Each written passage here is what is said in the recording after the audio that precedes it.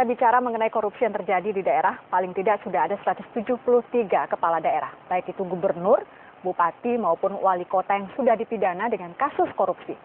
168 lainnya menunggu untuk dilanjutkan tingkat penyidikannya karena sudah mendapatkan izin dari Presiden Republik Indonesia. Pertanyaannya kemudian, apakah memang otonomi daerah menjadi salah satu pemicu, menjadi biang penyebab suburnya korupsi di daerah?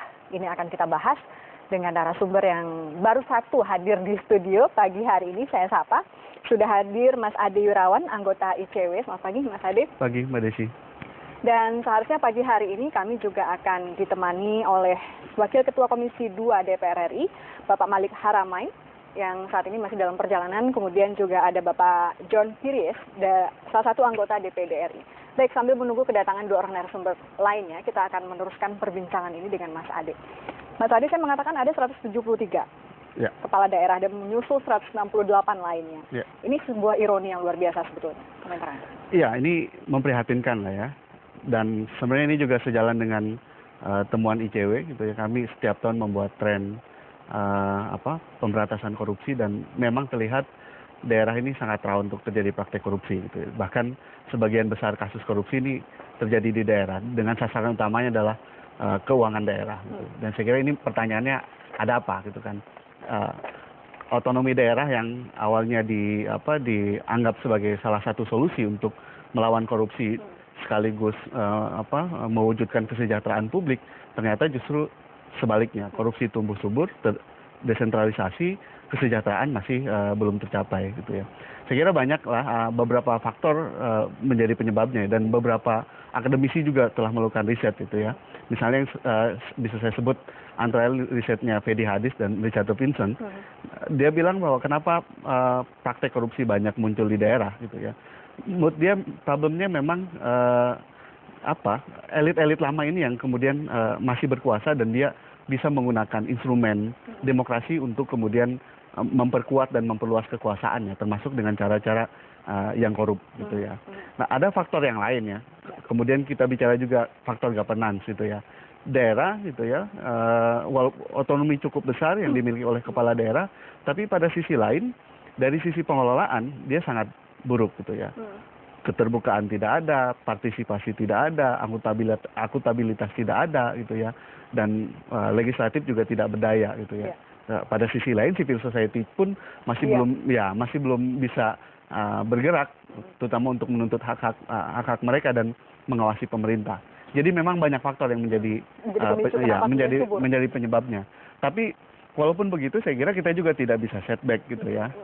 Saya kira pilihan otonomi sudah bagus. Kita tinggal perbaiki faktor-faktor yang menyebabkan ini. Oke, kalau kemudian tadi Mas Ade mengatakan bahwa ada tren-tren yang dibuat oleh ICW berdasarkan data-data yang ditemukan di lapangan. Bagaimana trennya kita melihat? Grafiknya seperti apa?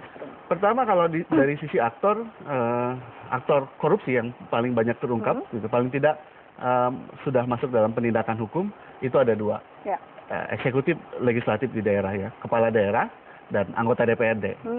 Jadi dari sisi aktor yang paling banyak itu gitu. Walaupun kemudian tren yang terakhir birokrat gitu ya. Tapi kalau kami melihat birokrat ini hanya menjalankan keputusan politis yang sudah dibuat oleh DPRD dan kepala daerah gitu ya. Apa memang eksekutif dan legislatif dalam hal ini bekerja sama untuk melakukan pembajakan keuangan daerah?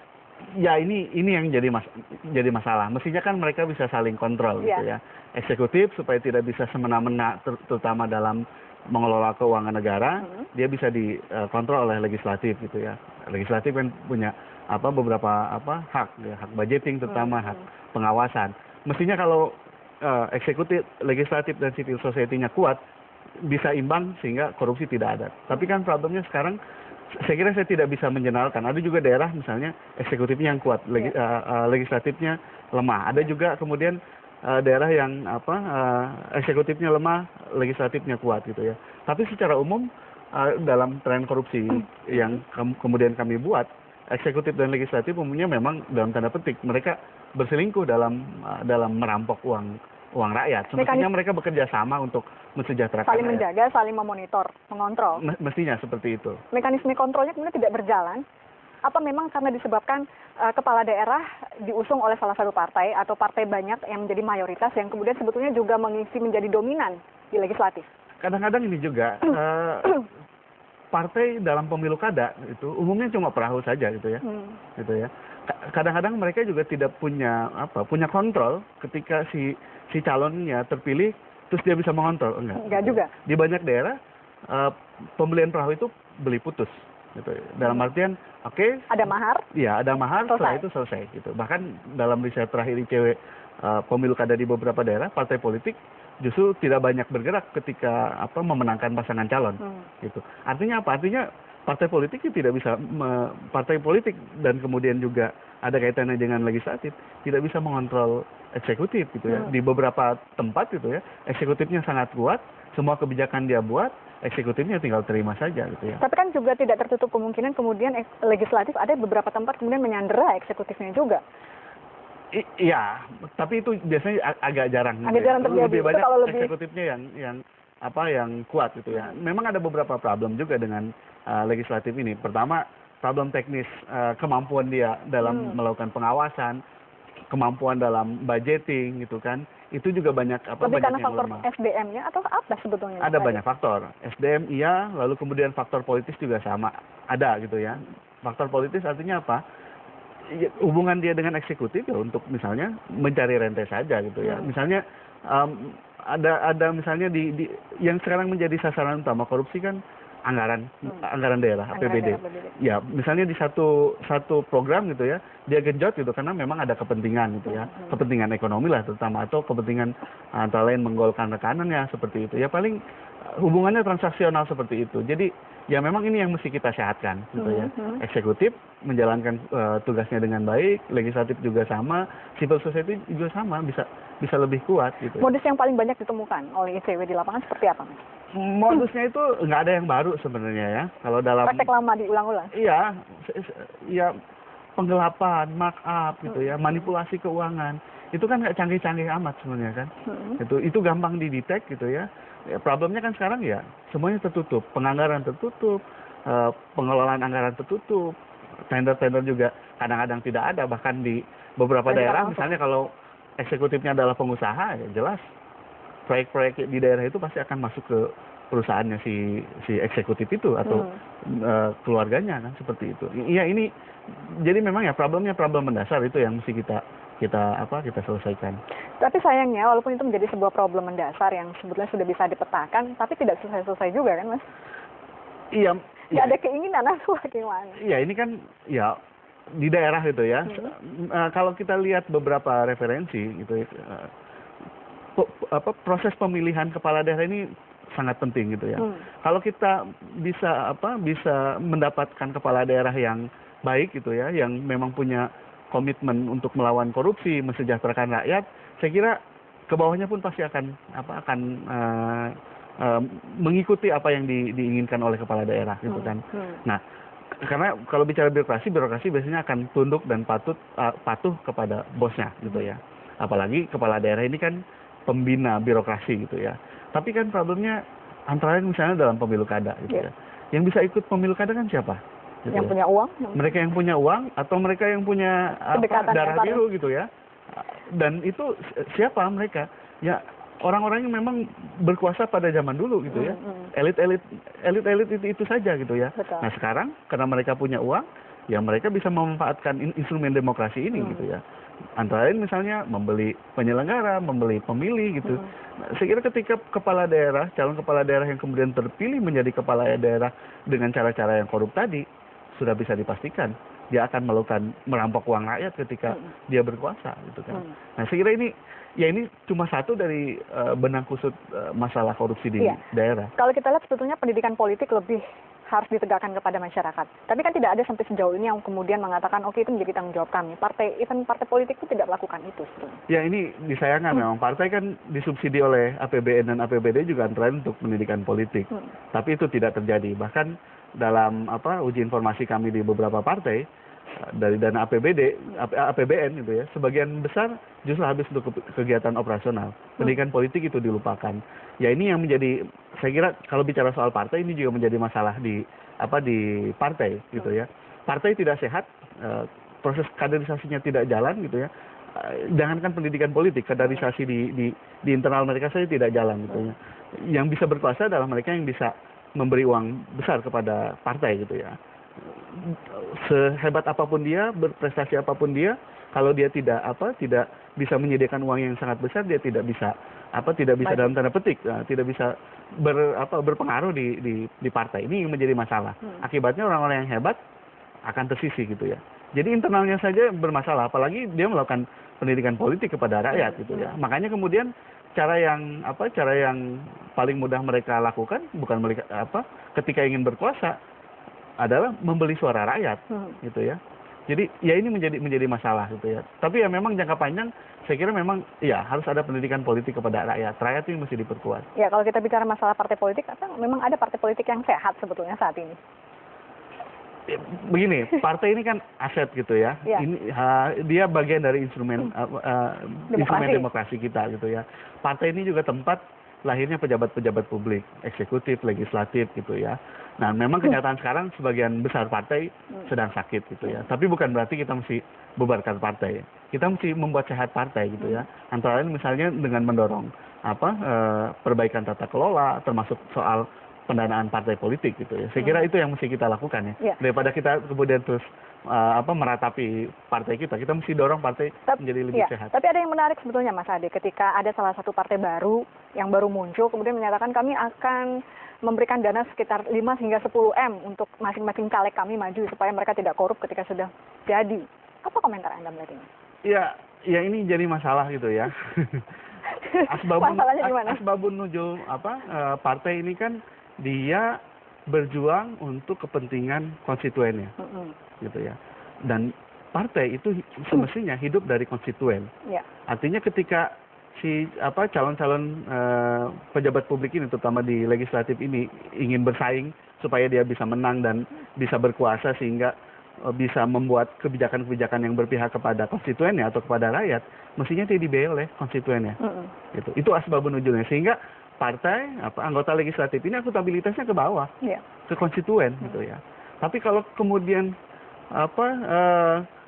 calon pejabat publik, terutama calon anggota legislatif ini dipisahkan dengan rakyat, gitu ya, dikasih modal, gitu ya, seolah-olah ya ini untuk bersaing dan kemudian dipisahkan dari tali mandatnya dengan rakyat, ini kan menjadi masalah gitu ya. Belum pertanyaan lagi uangnya itu dari mana gitu ya. Jangan sampai kemudian oke lah si calon-calon nyarinya tidak sendiri-sendiri gitu, tapi kemudian ada bohir yang lebih besar, sehingga ya si calon ini ketika berkuasa dia akan mengabdi kepada bohir yang lebih besar, bukan kepada rakyat. Justru mestinya yang harus dilakukan adalah partai memperkuat konstituennya, memberdayakan rakyatnya, sehingga si calon-calon anggota legislatif ini ya maju didukung oleh konstituen, bukan dia maju dan menang karena membeli suara konstituen, suara rakyat. Itu yang membuat sakit. Ini sebetulnya malah menjadi pintu masuk untuk membuka praktik korupsi. Iya jelas, si anggota legislatif itu pasti akan mengabdi kepada yang memberi uang, bukan mengabdi kepada rakyat, sehingga keputusan-keputusan yang mereka buat akan lebih menguntungkan yang memberi uang, bukan kepada rakyat. Dan tapi problemnya sekarang Mas Ade itu terpampang nyata kan di depan mata kita. Hampir semua partai melakukan, walaupun tidak dibahasakan seperti mereka. Iya, ini PR besar lah gitu ya. Dan kami juga sepakat kalau mau memperbaiki untuk melawan korupsi, saya kira kita mesti menyelesaikan korupsi politik macam ini gitu ya. Salah satu yang kami rekomendasikan adalah perbaikan dalam pendanaan partai politik gitu ya. Sekali lagi, selain dari negara, partai semestinya mulai dekat dengan rakyat, memperkuat dengan rakyat. Mereka punya visi dan program juga untuk rakyat, sehingga mereka didukung oleh rakyat. Bukan ketika ingin berkuasa mereka mencari-cari bohir-bohir gitu ya, sehingga ketika berkuasa ya mereka mengabdi kepada bohir-bohir itu gitu ya. Jadi saya kira itu yang mesti kita lakukan. Dalam waktu dekat kita akan melihat di 11 Juli akan ada pemilu kada untuk gubernur DKI. Dan kemudian ada salah satu calon kandidat yang mengatakan kalau seandainya Anda kalah dan tidak terpilih, kemudian ada yang menyatakan begini, kalau saya kalah, tidak terpilih, saya paling rugi hanya uang. Dan saya bisa kembali ke daerah saya untuk memimpin. Dari pernyataan seperti itu memang mengandung unsur tidak menimbulkan empati di tengah masyarakat sebetulnya dengan pernyataan itu. Ukurannya hanya uang sebetulnya. Ya itu dia, gitu ya. Sekarang jabatannya untuk dibeli gitu ya. Bukan lagi kemudian jabatan ini adalah amanat untuk mensejahterakan rakyat. Ketika jabatan dibeli gitu ya, termasuk membeli suara dengan instrumen demokrasi sekarang kan pemilihan langsung, membeli suara rakyat gitu ya, ya selesai begitu saja hubungan mereka dengan rakyat pada saat pemilu kada saja gitu ya. Mas Ade, kalau dulu orang mengatakan cukup dengan 50.000, kalau menurut Anda sekarang berapa angkanya? Riset kami terakhir banyak gitu ya, tergantung saya kira ini juga yang agak berat juga kami katakan memang di beberapa daerah tempat kami riset. Di mana risetnya? Kami riset di Banten, di Aceh, di Kampar, di Jayapura, di Pandeglang. Faktor politik uang juga memang punya pengaruh besar. Ini sangat berat kami untuk katakan gitu ya. Dan ya ini yang menjadi masalah gitu ya. Elit gitu ya, elit lokal ini mengajarkan cara-cara yang buruk kepada rakyat, termasuk partai politik gitu ya. Bahkan dalam riset kami, tim sukses yang membagikan money politik ini juga dilakukan oleh partai gitu ya. Ini yang kami sayangkan gitu ya. Mestinya tadi kita bahas partai melakukan pendidikan politik, bukan kemudian mengajarkan rakyat cara-cara. Itu bisa mengatakan atau bisa mengkonfirmasi bahwa sebetulnya walaupun ada Panwas, ada Bawaslu di daerah, tidak bekerja efektif juga, atau bagaimana sebetulnya? Ya, ini ceritanya panjang lah kalau bicara soal pemilu kada gitu. Dalam penelitian kami, penyelenggara juga menjadi bagian dari masalah gitu ya. Beberapa penyelenggara juga menjadi bagian dari masalah. Calon yang kami wawancara. Dalam pengertian apa itu? Beberapa calon yang kami wawancara, mereka bilang saya akan membeli penyelenggara, terutama pada tingkat bawah ya, TPS, di tingkat kelurahan, kecamatan gitu ya. Ya alasan mereka supaya mereka tidak dicurangi gitu ya. Bahkan di tingkat bawah pun sebetulnya tidak steril dari. Ya ini dia yang mesti kita awasi gitu ya. Penyelenggara yang mestinya jadi wasit yang adil justru menjadi bagian dari masalah. Dia berpihak kepada pasangan calon yang bisa membeli dia gitu. Itu. Selain ya pasangan calon juga membeli suara dari pemilih gitu ya. Kalau dalam riset kami tergambar seperti itu. Bahkan celakanya memang dari mana? Kalau bicara soal pemilu kada kan bicara korupsi pemilu kada yang kemudian banyak membuat kepala daerah melahirkan kepala daerah yang seperti itu. Ada dua titik yang mesti kita waspadai. Pertama dari sisi pemasukan gitu ya. Modal politik gitu ya. Calon-calon pertama mengumpulkan banyak uang haram. Uang haram itu dari mana? Yang paling banyak itu dari pengusaha. Pengusaha hitam lah. Mau pengusaha hitam mau pengusaha putih gitu ya. Atau kami istilahkan, kami bagi dua, ada pengusaha APBD, spesialis APBD, ada pengusaha non APBD. Oke. Gitu ya. Yang kedua yang kemudian juga jadi modal politik itu kalau incumbent maju atau keluarganya maju atau yang kerabat mereka maju gitu ya. Yang menjadi sasaran juga dana-dana negara. APBN, APBD gitu ya.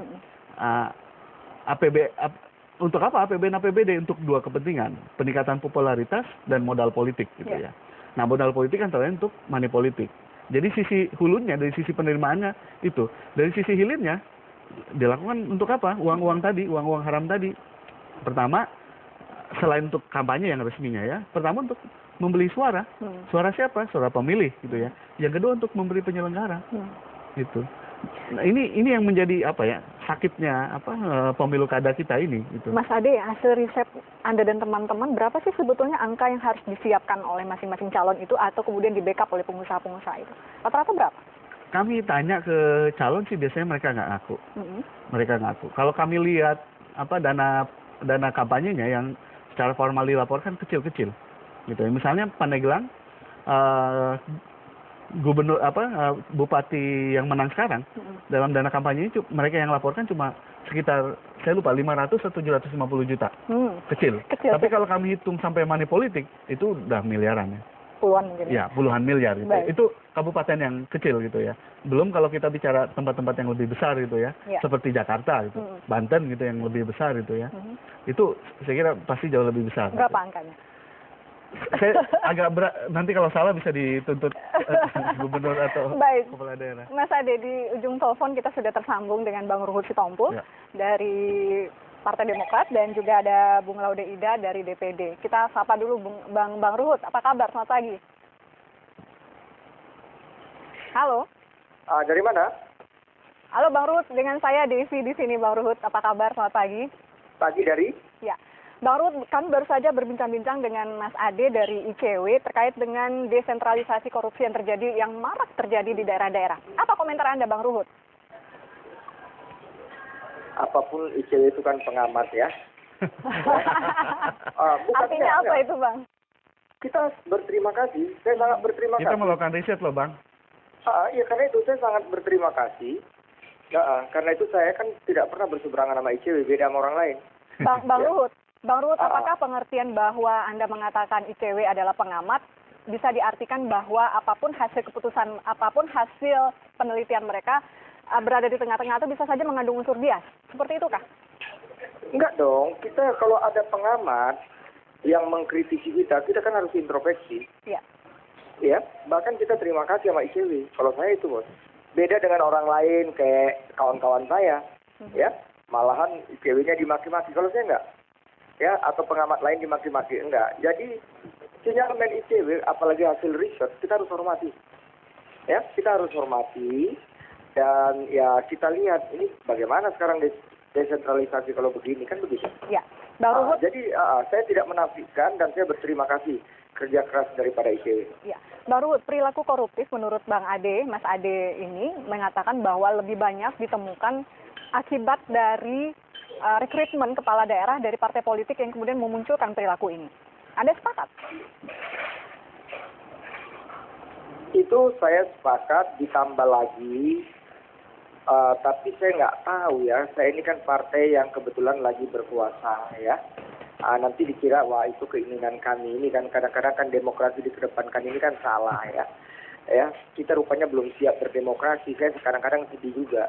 Kenapa saya katakan demikian?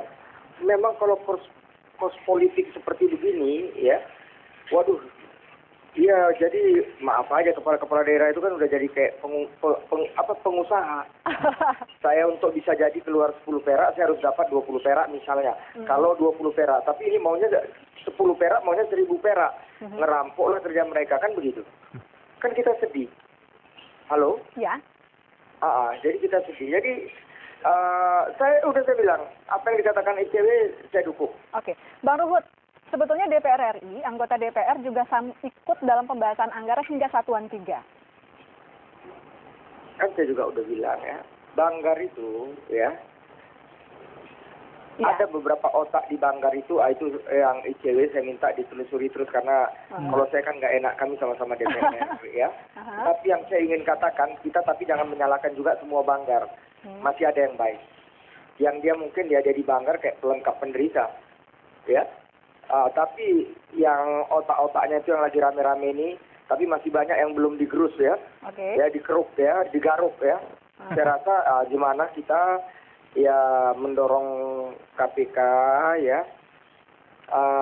Kita bantu KPK biar kan kekhawatiran KPK belum ada 2 alat bukti ini yang selalu.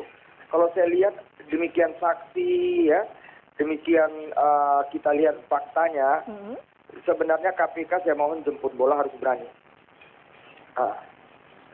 Gitu. Walaupun, ya, Bang Ruhut, walaupun sekitar 2 bulan yang lalu Ketua DPR RI sudah datang, Pak Marzuki Ali sudah datang ke KPK dengan menyodorkan sejumlah bukti-bukti. Pak Marzuki Ali kan dia Ketua DPR, ya, dia ex officio dia bukan di Banggar, tapi dia di BURT, ya. Ini kan kita menyoroti Banggar, ya. Ya mungkin beliau ya sebagai ketua, gimana pun ya namanya ketua, mencoba kalau memang itu tidak, dia akan mau mengklirkan itu aja. Baik. Tapi saya rasa kalau diketuk hatinya yang paling dalam, dia sadar juga Banggar-Banggar itu. Dan kalau bicara Banggar, kita jangan hanya melihat Pak Marzukinya. Banggar itu di situ ada 9 fraksi, ada 9 partai, ya.